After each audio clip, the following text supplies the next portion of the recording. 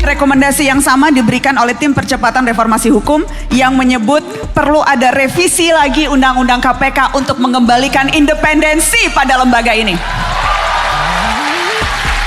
Saya mau tanya dulu, Anda sepakat KPK sekarang makin tidak independen? KPK harus independen lagi seperti dulu, ya. Jadi konkretnya ketika ada revisi yang kemudian membuat staf KPK, karyawan KPK menjadi ASN sebagaimana ASN yang lain, otomatis mereka tidak lagi memiliki ruang untuk mandiri. Satu. Yang kedua adalah posisinya yang berada di bawah presiden. Bila di bawah presiden dan diberikan ruang yang bebas, maka itu lain. Tapi kita tidak pernah tahu siapa presiden di masa yang akan datang, apakah akan selalu memberikan ruang kepada KPK untuk menjalankan tugasnya sesuai dengan kewenangannya. Lalu yang ketiga, nah yang tidak kalah penting, bahwa KPK itu sendiri selain dibuat lebih independen, tapi KPK juga harus bisa diawasi. Tidak ada malaikat di negeri ini. Ini adalah semuanya manusia, dan manusia punya kecenderungan mendapatkan kekuasaan, dia bisa abuse kekuasaan itu, termasuk juga yang berada di dalam KPK. Ya dimandirikan, ya diberikan kewenangan yang cukup untuk memberantas korupsi karena praktek korupsi sudah begitu masif, tapi juga harus ada mekanisme pengawasan yang baik sehingga KPK tidak menjadi sebuah badan yang justru merusak praktek pemberantasan korupsi. Ketua Umum Anda, Mas, Ibu Megawati Soekarno Putri,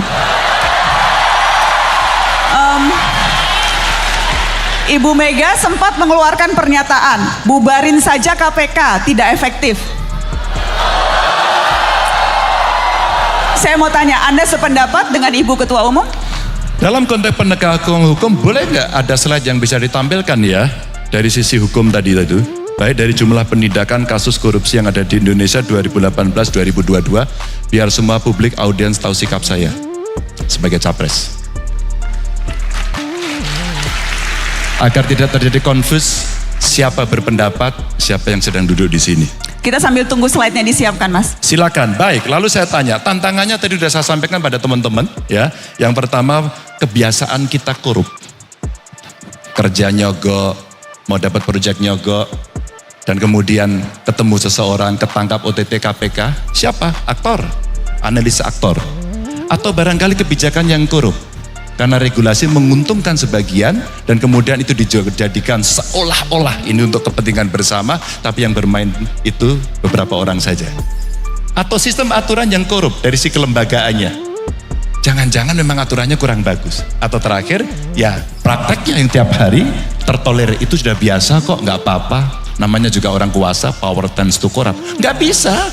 Ini tantangannya. Maka saya tuliskan Mbak di dalam solusi ini.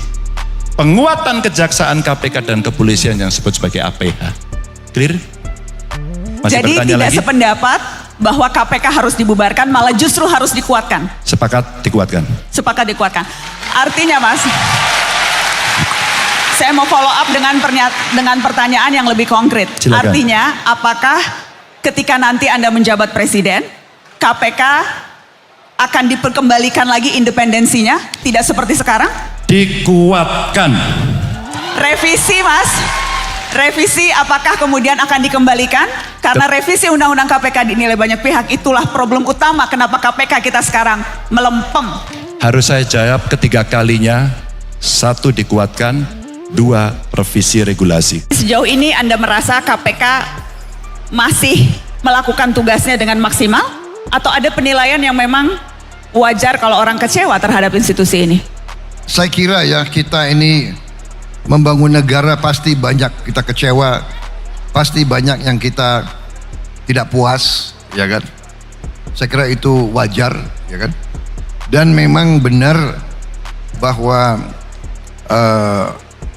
harus ada pengawasan karena kekuasaan condong untuk membuat orang korup. Harus kita awasi terus, harus kita cari upaya-upaya memperbaiki, begitu. Baik, apa topik? Tapi yang penting jangan ada kesan ini tidak baik, bubarkan. Nah, itu jangan. Jadi tidak setuju dibubarkan ya Pak? Saya mau mulai dengan polisi, Mas, yang kerap kali dapat sorotan publik dalam waktu terakhir ini.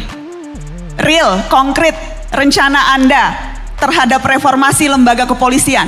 Akan Anda apakan polisi kalau Anda dapat kekuasaan?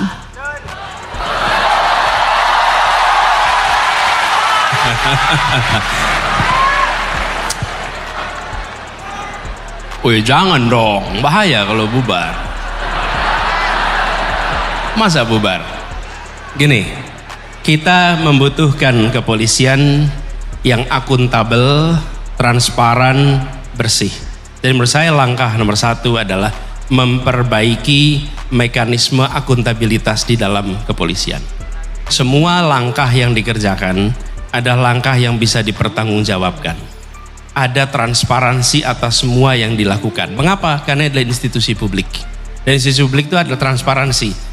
Dari mulai ke aktivitas di tingkat paling bawah, tingkat polsek misalnya, sampai dengan tingkat yang paling atas. Dengan ada transparansi itu, maka akuntabilitas bisa kita laksanakan. Yang kedua, harus ada pengembangan profesionalisme, kompetensi. Ini fakta di lapangan, bahwa banyak sekali saudara-saudara kita yang bertugas di kepolisian tidak mengalami pembekalan yang cukup.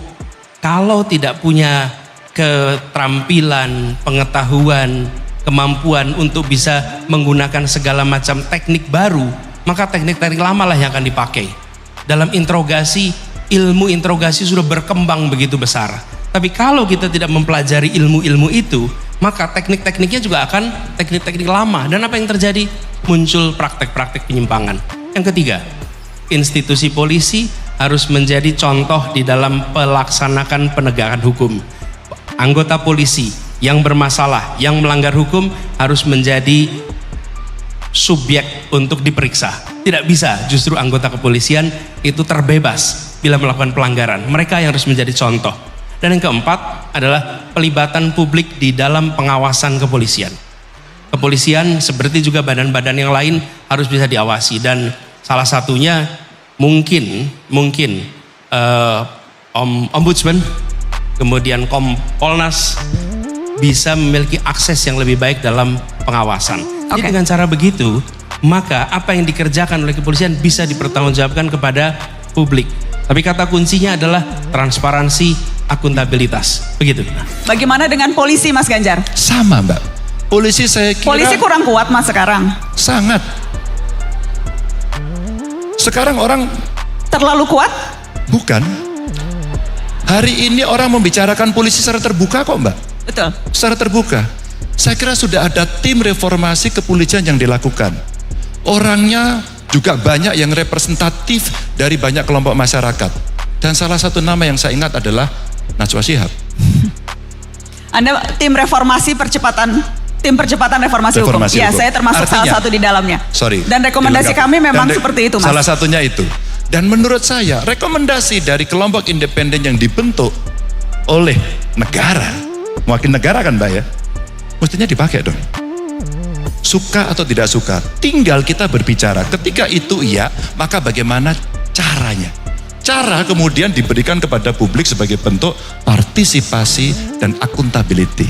Satu ide konkret, Mas, soal reformasi kepolisian, hal yang akan Anda lakukan spesifik, apakah dalam penguatan kelembagaan atau dalam hal seleksi masuk menjadi polisi atau dalam hal peningkatan kualitas profesionalisme mereka. Dari sekian banyak reformasi yang diperlukan di tubuh kepolisian ini, mana menurut Anda yang jadi urgent sekali? Dua.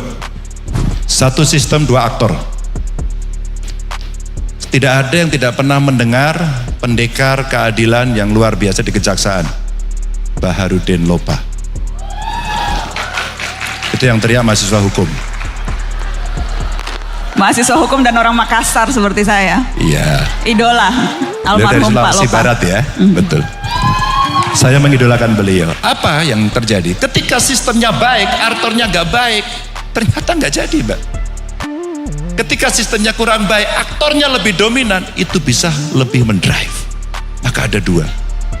Maka yang mesti dilakukan adalah sistem yang kemudian diperbaiki dan memilih aktor. Saya kira semua institusi harus kita kaji. Yang mana kita rasakan kurang pas, ya kita perbaiki. Itu namanya reformasi. Reformasi hukum, reformasi institusi dan sebagainya. Saya kira yang paling penting adalah pengawasan diri, ya, otokritik atau auto pengawasan. Kita minta semua institusi membenahi diri, dan itu harus dikendalikan oleh sistem yang kuat, dengan sistem audit, dengan BPK yang aktif, dengan BPKP yang aktif, dengan KPK yang aktif. Ini membuat jerat. Kalau kita lihat kepolisian sekarang, kita lihat beberapa jenderal-jenderal pun dihukum. Jenderal-jenderal yang seolah berkuasa bisa dihukum.